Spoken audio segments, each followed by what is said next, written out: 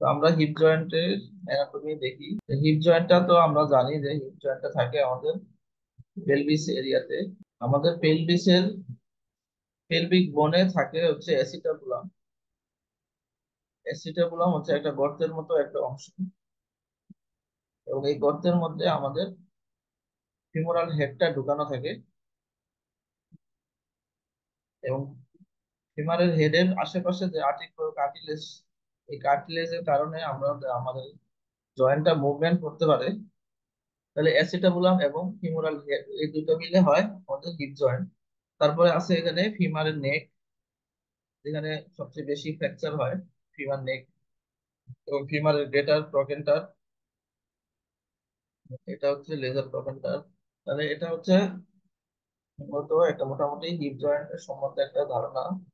তো এখন যদি আমরা আরো ডিপ অ্যানাটমিতে যাই, তা যদি আমরা অ্যাসিটাবুলাম থেকে হিপ এই ফিমোরাল হেডটাকে যদি আমরা সরিয়ে দিই, তাহলে কিন্তু আরো ডিটেলস অ্যানাটমি আমরা দেখতে পাবো। অ্যাসিটাবুলামের উপরে আর্টিকুলার কার্টিলেজ থাকে, এবং ফিমারের নেকেও হেডেও আর্টিকুলার কার্টিলেজ থাকে। লিগামেন্ট থাকে, লিগামেন্ট দ্বারা যুক্ত থাকে অ্যাসিটাবুলামের সাথে এই নেক হেডটা।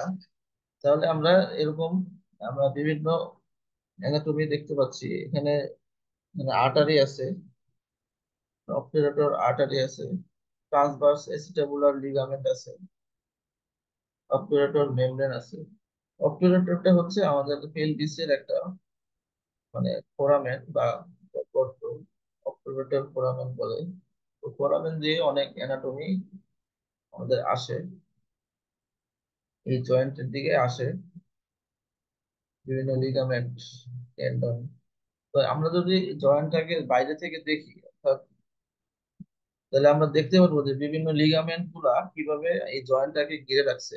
এবং এবং এই লিগামেন্টের কারণে আমরা হিপ জয়েন্টের মুভমেন্টটা করতে। তাহলে আমরা পেলভিস বোন যদি দেখি, এটা হচ্ছে ইলিয়াম, তারপরে হচ্ছে পিউবিস এবং ইসচিয়াম, মাঝখানে আছে অবটুরেটর ফোরামেন, এবং এদিক দিয়ে অবটুরেটর মেমব্রেন থাকে। এবং এই জয়েন্টের আশেপাশে বিভিন্ন লিগামেন্টের কারণে আমরা আমাদের জয়েন্ট মুভমেন্ট করতে পারি। আর এখানে লিগামেন্ট গুলার নাম যেগুলো দেখি যে ইলিওফিমোরাল লিগামেন্ট আছে, যেগুলো বড় বড়। তারপর পিভো ফিমোরাল লিগামেন্ট, পিউবিস থেকে ফিমারের দিকে জয়েন্ট হয়েছে। পিভো ক্যাপসুলার লিগামেন্ট, তারপর লেজার ট্রোকেন্টার, গ্রেটার ট্রোকেন্টার আছে। এখন indication of MRI of hip joint, তো অনেকগুলা ইন্ডিকেশন আছে।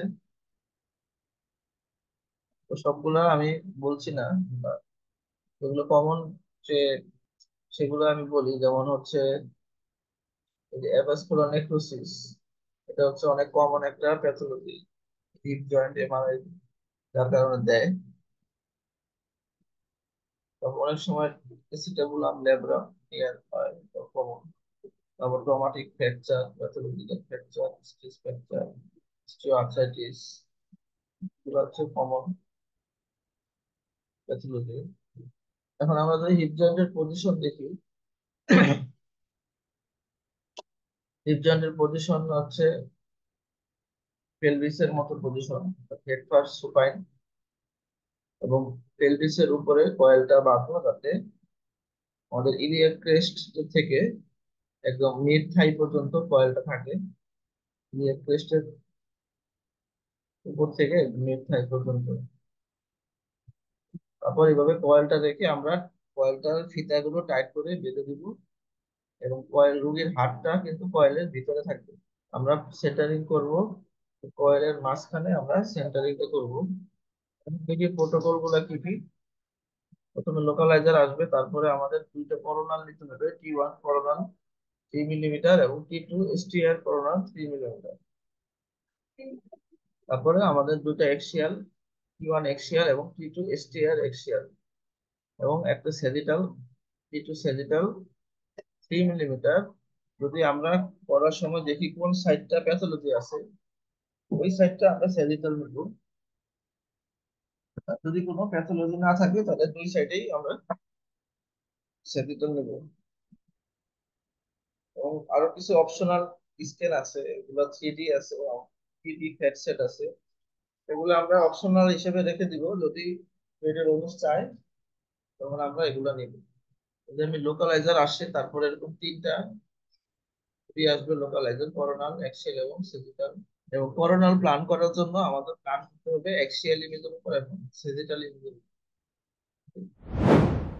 অ্যাক্সিয়াল ইমেজের উপর প্ল্যান করতে হবে আমাদের প্যারালাল করে right and left femoral head. এই যে রাইট এবং লেফট যে ফিমোরাল হেড আছে, এই হেডের সাথে যাতে প্যারালাল থাকে স্লাইসটা, স্লাইসটা যাতে এমন ভাবে যায় যাতে দুই জায়গায় সমান ভাবে যায়, দুই পাশে এমন ভাবে আমাদের অ্যাঙ্গেলটা করতে হবে। এবং সেজিটাল ইমেজে আমাদের এই হিপ ফিমারের সাথে যাতে প্যারালাল থাকে সাইজ গুলো, সেটা খেয়াল রাখতে হবে। এবং আমাদের এই ফিল্ড অফ ভিউটা যাতে আমাদের ইস্চিয়াল টিউবারসিটি থেকে পিউবিক সিম্ফাইসিস যে লাইন, সেটা কভার করে, সেটা হচ্ছে আমাদের এক্সিয়াল ইমেজে, এক্সিয়াল ইমেজে ইস্চিয়াল টিউবারসিটি থেকে পিউবিক সিম্ফাইসিস এর সামনের দিকে কভার করে। এখন আমরা এক্সিয়াল প্ল্যান করব। এক্সিয়াল প্ল্যান করতে হলে আমাদের প্ল্যান দিতে হবে করোনাল এবং সেজিটালের উপরে। তো করোনাল ইমেজের সাইজ গুলো যাতে রাইট এবং লেফট যে ফিমোরাল হেড আছে এটার সাথে প্যারালাল থাকে। যাতে আমরা মিড স্লাইসটা খেয়াল করি, যে এই স্লাইসটা আমাদের মানে এমন ভাবে অ্যাঙ্গেল করা আছে যে আমাদের রাইট সাইডে এই যে গ্রেটার ট্রকেন্টারের উপর দিয়ে যে স্লাইসটা গেছে, সেই স্লাইসটা আবার লেফট সাইডেও সেম এই গ্রেটার ট্রকেন্টারের উপর দিয়ে গেছে। তাহলে আমরা বুঝতে পারবো যে এই স্লাইসটা আসলে টু প্যারালাল আছে। তো আমরা সেজিটালের উপরে প্ল্যান দিব হচ্ছে যাতে স্লাইস গুলো এই ফিমারের সাথে পারপেন্ডিকুলার থাকে। এবং উপরে আমাদের স্যাচুরেশন ব্যান্ড দিতে হবে যাতে উপরের থেকে কোনো আর্টিফ্যাক্ট আমাদের স্কিনের উপরে না আসে। এবং আমাদের সাইজ গুলো যাতে কভার করে অ্যান্টেরিয়র সুপিরিয়র ইলিয়াক স্পাইন থেকে to 1 inch below the laser প্রোগ্রামটা। আর সেজিটাল প্ল্যান দেখবো আমরা, এখানে আমরা দেখতেছি যে রাইট হিপ জয়েন্টের প্ল্যানিং করা হয়েছে এবং হিপ জয়েন্টের এই প্যারালাল ফিমারের সাথে প্যারালাল করে প্ল্যানটা করা হয়েছে। এবং এক্সিয়াল ইমেজেও প্ল্যানটা করা হয়েছে perpendicular the femoral head. Femoral যে হেডটা আছে এটার সাথে যাতে পারপেন্ডিকুলার থাকে সাইজ গুলো। এবং সাইজ গুলো যাতে কভার করে outer cortex of the greater trochanter থেকে inner portion of the acetabulum পর্যন্ত যাতে কভার করে, অর্থাৎ বাইরের দিকে এক্সিয়াল ইমেজের বাইরের দিকে যাতে আমাদের ফিমারের যে গ্রেটার ট্রকেন্টার আছে সেটা আউটার কর্টেক্স থেকে ভিতরে আমাদের অ্যাসিটাবুলামের পরের যে অংশটা অর্থাৎ ব্লাডারের শুরু যেখানে সেখানে পর্যন্ত কভার করে। তো এখানে একটা 3D প্ল্যানিং দেওয়া আছে। এটা হচ্ছে একটা করোনাল প্ল্যান। এই প্ল্যানটা যাতে আমাদের এই ফিমোরাল হেডের সাথে প্যারালাল থাকে সাইড গুলো, সেইভাবে প্ল্যানটা দিতে হবে। এটা হচ্ছে অ্যাক্সিয়াল 3D প্ল্যানিং। তো 3D প্ল্যানিং আর 2D প্ল্যানিং এর মধ্যে প্রায় একই রকম, কিন্তু সমস্যা হচ্ছে যে পার্থক্যটা হচ্ছে যে তাদের সাইজ গুলো তফাৎ। অর্থাৎ 3D স্লাইস গুলো হয় অনেক চিকন চিকন, 1 মিলিমিটার বা 0.5 মিলিমিটার এরকম, এবং অনেকগুলা স্লাইস হয় এবং সময় বেশি লাগে এই স্ক্যানটা হইতে। আর 2D প্রোটোকল গুলো হচ্ছে স্লাইস থিকনেস হয় তোমার 3 মিলিমিটার বা 4 মিলিমিটার, ওখানে হয়তো 20-25টা বা 24-25টা স্লাইস থাকে এবং তাড়াতাড়ি স্ক্যান হয়ে যায়। আর টু ডি ছবি থেকে তো আমরা 3D করতে পারবো না, কিন্তু যখন আমরা 3D সিকুয়েন্স নিব, ওই 3D সিকুয়েন্স থেকে আমরা যখন 3D পোস্ট প্রসেসিং করবো, তখন আমরা এই 3D থেকে আমরা করোনাল সেজিটাল ইচ্ছা মতো করতে পারবো তো একটা সিকুয়েন্স থেকে। তো আমরা অনেক সময় অবলিক প্ল্যান দেই, এটা হচ্ছে অ্যাক্সিয়াল অবলিক বলে। যে কোনো যেই সাইডটা এফেক্টেড ওই সাইডটা আমরা করি কি প্যারালাল করে দেই, এই ফিমার নেকের সাথে আমরা প্যারালাল করে দিই, ফিমার নেক এবং হিপ জয়েন্টের সাথে প্যারালাল করে যে প্ল্যান দেই, তাহলে এই প্ল্যানটা খুব সুন্দরভাবে জয়েন্টটা দেখা যায়। বলছে angling the positioning block parallel to the femoral neck. তাহলে আমরা দেখতে পাচ্ছি যে এই যে ফিমোরাল নেক এটার সাথে প্যারালাল করে একটু অ্যাঙ্গেল করে প্ল্যানটা দেওয়া হয়েছে। এবং এক্সিয়াল ইমেজে আমাদের এই ফিমোরাল হেডের সাথে পারপেন্ডিকুলার ভাবে স্লাইসটা দেওয়া হয়েছে। এবং উপরের পোর্শনে স্যাচুরেশন ব্যান্ড দেওয়া হয়েছে, যাতে উপর থেকে যে পেরিস্টালসিস মুভমেন্ট বা এই কারণে বা ব্রিদিং এর কারণে কোনো আর্টিফ্যাক্ট না আসে, তার কারণে একটা স্যাচুরেশন ব্যান্ড ইউজ করা হয়েছে। তো এখানে একটা সেজিটাল অবলিক স্লাইস দেওয়া হয়েছে। এগুলো অপশনাল স্লাইস, এগুলা মানে স্পেশাল কেসের ক্ষেত্রে অনেক সময় দেওয়া লাগে রেডিওলজিস্টের চাহিদা অনুযায়ী। তো এই প্ল্যানটা আমরা দিছি কিভাবে, পারপেন্ডিকুলার টু দা ফিমোরাল নেক, অর্থাৎ এই যে ফিমোরাল নেক যেটা আছে এটার সাথে পারপেন্ডিকুলার করে আমরা অ্যাঙ্গেল করছি স্লাইস গুলো, যাতে পারপেন্ডিকুলার থাকে, এভাবে আমরা প্ল্যান করছি। এবং এক্সিয়াল ইমেজে ফিমোরাল হেডের সাথে পারপেন্ডিকুলার থাকে, এবং স্লাইস গুলো যাতে অ্যাসিটাবুলাম থেকে 1 ইঞ্চি বিলো গ্রেটার টোকেনটা কভার করে।